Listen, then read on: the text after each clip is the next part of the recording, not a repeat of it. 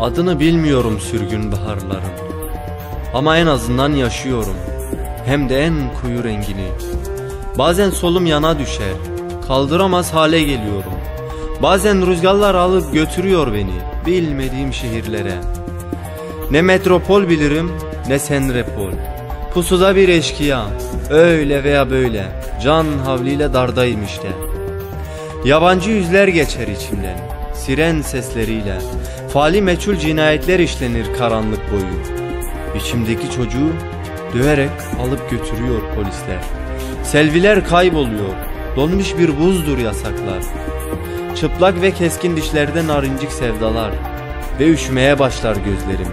Pütür pütür esen rüzgarlarla yırtılırım yaprak yaprak. Zincire vururlar, sonra sığdırırlar karanlığın bağrına. Ve başlar ayrılık türküleri. Issız yerlerde mırıldar dilim. Ağlamaya erken başlarım, erken tanışırım öfkelerle. Haberin olsun, bir mülteciyim, tüm mülteciler gibi dardayım. Bir sürgünüm, tüm sürgünler gibi zordayım. Başımda bela, bilinmeyen yollardayım. Sürgün bir yolcuyum, adres bilmem, yüz tanımam. Boynumda bela, dosyam ise hayli kaba. Anlamıyorum artık bu tren beni nereye götürüyor?